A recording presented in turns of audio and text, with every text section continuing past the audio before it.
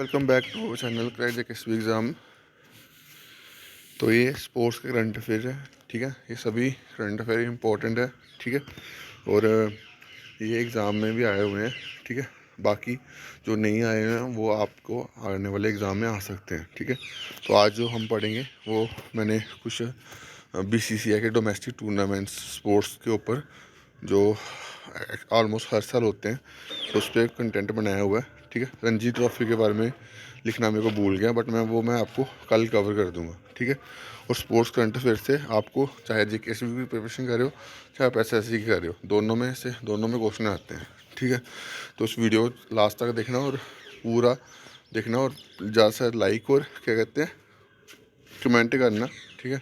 और शेयर भी करना, कमेंट लाइक शेयर सब्सक्राइब करना, ठीक है, ताकि बाकी को भी कंटेंट मिल जाए। इसकी पीडीएफ आपको संडे को मिलेगी। मैं एक ही साथ आपको जो भी कंटेंट होगा 2022 वाला, जो भी एग्ज़ाम में आया हुआ है या आपको आ सकता है, ठीक है, तो वो बना के वो आपको प्रोवाइड कर दूँगा, ठीक है। तो चलिए स्टार्ट करते हैं। पहले मैंने लिखा हुआ Vijay Hazare trophy. Vijay Hazare trophy BCCI का 50 ओवर का टूर्नामेंट है, ठीक है, जो कि 2022-23 में किसके बीच में हुआ था, महाराष्ट्र और सौराष्ट्र के बीच में, ठीक है, जिसमें सौराष्ट्र ने महाराष्ट्र को हराया था 5 विकेट से, ठीक है। और उसमें हाईएस्ट विकेट टेकर कौन है, जयदेव उनाडकट, जो कि अभी उनको रिसेंटली ओडीआई में भी क्या कहते हैं, जो ऑस्ट्रेलिया के खिलाफ होने हैं मार्च में, उसमें उनको सेलेक्ट किया गया, ठीक है। तो ये कौन सी स्टेट से खेलते हैं, सौराष्ट्र से, ठीक है। तो उसके बाद हाईएस्ट जो विकेट टेकर है वो कौन है, हाईएस्ट विकेट टेकर नहीं, हाईएस्ट जो रन स्कोरर, ठीक है, बैट्समैन, वो है नारायण जगदीशन, जो कि तमिलनाडु से हैं, ठीक है। इन्होंने 830 रन बनाए हैं, ठीक है। उसके बाद 2017-18 वाला भी पूछा था, क्या कहते हैं एग्ज़ाम में, अभी जीडी के, तो उसके बारे में बता दूं, कर्नाटका ने उस 17-18 में सौराष्ट्र को हराया था, ठीक है, 41 रन से, ठीक है। उसके बाद जो फर्स्ट एडिशन हुआ था इसका इस आईपीएल बीसीसीआई सॉरी ये विजय हजारे का, ये कब हुआ था, 2002-2003 में, ठीक है।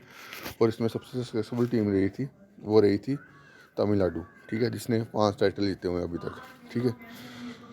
उसके बाद सैयद मुश्ताक अली ट्रॉफ़ी, ठीक है, सैयद मुश्ताक अली ट्रॉफ़ी बीसीसीआई का T20 क्रिकेट टूर्नामेंट है, ठीक है, जो फर्स्ट टाइम हेल्ड हुआ था 2006-07 में, ठीक है। और इसको उस टाइम 2006-07 में किसने जीता था, तमिलनाडु ने, ठीक है। उसके बाद रोहित शर्मा फर्स्ट इंडियन बने थे जिन्होंने सेंचुरी मारी थी T20 फॉर्मेट में, ठीक है। तो ये आप याद रखना, ठीक है। उसके बाद 2021-22 का जो ये मुश्ताक अली ट्रॉफ़ी हुई थी, ये हुई थी 2021 में, ठीक है। 2021 में हुई थी, 2021 में 2 हुई थी, ठीक है। तो 20-21 वाली भी तब हुई थी, 21-22 वाली भी उस टाइम हुई थी, ठीक है। तो 20-21 वाली जो हुई थी वो हुई थी 10 से 31 जनवरी 2021 को। और इसका ये हुई थी, इसमें तमिलनाडु ने बड़ौदा को हराया था। ये कहाँ पे हुआ था, ये फाइनल, ये वाला जो फाइनल 20-21 वाला ये हुआ था, वो नरेंद्र मोदी स्टेडियम, जो कि गुजरात में है, सबसे बड़ा स्टेडियम, ठीक है। नरेंद्र मोदी स्टेडियम में ये फाइनल मैच हुआ था, ये 2020-21 वाला, ठीक है। तो 21-22 वाला उसमें कौन जीता, तमिलनाडु ने कर्नाटका को हराया 4 विकेट से, ठीक है। तो ये दोनों चीज़ें आप याद रखना, अगर वो पूछेगा 20-21 पूछेगा तो तमिलनाडु जीता है, तमिलनाडु ने बड़ौदा को हराया। और कहाँ पे मैच हुआ था, नरेंद्र मोदी स्टेडियम, जो कि लार्जेस्ट स्टेडियम है, क्रिकेट स्टेडियम है वर्ल्ड का, ठीक है। उसके बाद ये हो गया, उसको सबसे ज़्यादा सक्सेसफुल टीम भी यहाँ पे भी तमिलनाडु ही है, ठीक है। उसके बाद उत्तराखंड गवर्नमेंट ने किसको ब्रांड एम्बेसडर बनाया, ऋषभ पंत को, क्योंकि ऋषभ पंत जो इनिशियली बिलोंग करते हैं वो उत्तराखंड से बिलोंग करते हैं, खेलते हैं वो दिल्ली से हैं, बट बिलोंग उत्तराखंड से करते हैं, ठीक है। यहाँ पे मैंने कुछ इंपॉर्टेंट प्लेयर जो आईपीएल में रिप्रेजेंट करते हैं कौन सी टीम को, वो मैंने लिख दिया, क्योंकि यहाँ से क्वेश्चन बनते हैं कई बार, ठीक है।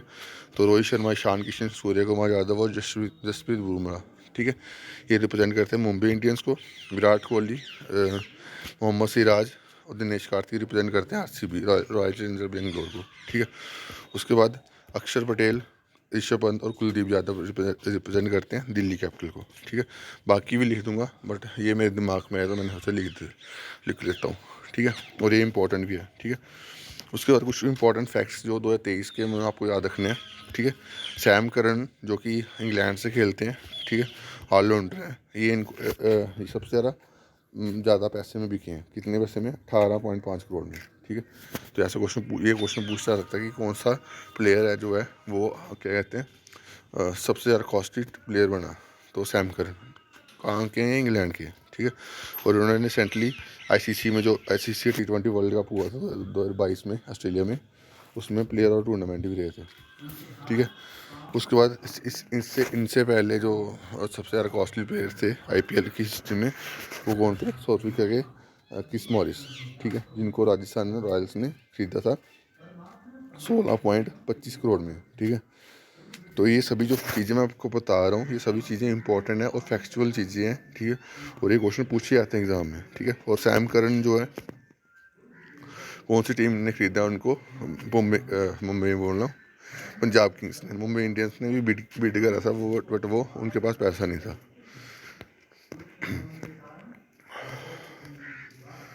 उसके बाद बेन स्टोक्स को किसने खरीदा? चेन्नई सुपर किंग्स ने, ठीक है, 16.25 करोड़ में, ठीक है। इंग्लैंड के हैं ये भी, ठीक है। कैमरन ग्रीन जो कि ऑस्ट्रेलिया के हैं, ऑलराउंडर हैं ये भी, ठीक है। ये सभी ऑलराउंडर हैं, ठीक है। इसको मुंबई इंडियंस ने खरीदा 17.50 करोड़ में, ठीक है। मुंबई इंडियंस ने किसको खरीदा? कैमरन ग्रीन को, ठीक है। और बेन स्टोक्स को किसने खरीदा? चेन्नई सुपर किंग्स ने, ठीक है, 16.25 करोड़ में, ठीक है। उसके बाद वेस्ट इंडीज़ के कीपर हैं निकोलस पूरन, उसको लखनऊ सुपर जायंट्स ने 16 करोड़ में खरीदा, ठीक है। उसके बाद हैरी ब्रुक्स जो कि ऑस्ट्रेलिया बोल इंग्लैंड के हैं, उसको सनराइजर ने खरीदा 13.25 करोड़ में, ठीक है। उसके बाद मयंक अग्रवाल, इसको भी सनराइजर ने खरीदा 8.25 करोड़ में, ठीक है। शिवम मावी को गुजरात टाइटंस ने खरीदा 6 करोड़ में, ठीक है। यहाँ से हर हर फैक्ट्स में क्वेश्चन पूछा जा सकता है, ठीक है। तो इसको अच्छे से आपको रिवाइज करना पड़ेगा, ठीक है। मुकेश कुमार को किसने खरीदा? दिल्ली कैपिटल ने 5.5 करोड़ में, ठीक है। उसके बाद JNK से कौन सा प्लेयर इसको खरीदा? विवरांत शर्मा जो कि सनराइजर हैदराबाद ने खरीदा 2.6 करोड़ में, ठीक है।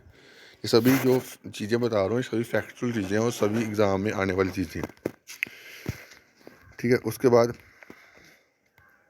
उसके बाद जो है मनीष पांडे को किसने खरीदा? दिल्ली कैपिटल ने 2.4 करोड़ में, ठीक है। उसके बाद वेस्ट इंडीज़ जो जेसन होल्डर हैं इसको किसने खरीदा? राजस्थान रॉयल्स ने 5.75 करोड़ में, ठीक है। उसके बाद साउथ अफ्रीका के हेनरी कार्लसन को सनराइजर हैदराबाद ने खरीदा 5.25 करोड़ में, ठीक है। उसके बाद जोसो लिटल को किसने खरीदा? गुजरात टाइटंस ने 4.40 करोड़ में। ये सभी जो डाटा, ये फैक्चुअल डाटा और इसको पढ़ना पड़ेगा, ठीक है। एक बार नहीं, 2 बार नहीं, 3 बार कम से कम पढ़ो। किसी भी फैक्चुअल डाटा को अगर आपको याद करना है ना, 3 बार पढ़ लो, ठीक है। ऑटोमेटिकली आपके माइंड में चीज़ें रह जाएंगी, ठीक है। 3 बार पढ़ा हो ना माइंड में, आराम से पढ़ना चीज़ों को, ठीक है। उसके बाद आयरलैंड के जोसे लिटल को गुजरात टाइटंस ने खरीदा 4.40 करोड़ में, ठीक है। उसके बाद सबसे ज़्यादा पैसा किसके पास था जब ये ऑक्शन हुआ? तो सनराइजर हैदराबाद के पास था 42.25 करोड़। ये भी क्वेश्चन पूछ सकता है, ठीक है। तो ये जो ऊपर मैंने जो ऑक्शन, ये जो प्लेयर बताए, ये सभी यहाँ से कुछ भी पूछ सकता है भाई। यहाँ पर्टिकुलर किसी प्लेयर को किसी चीज़ को मैं पिन पॉइंट नहीं कर सकता, क्योंकि यहाँ से कुछ भी पूछ सकता है। ये सभी फैक्चुअल डाटा है, ठीक है। इसको आपको पढ़ना पड़ेगा और 1 बार नहीं, 2 बार नहीं, 3 बार कम से कम पढ़ना पड़ेगा, ठीक है।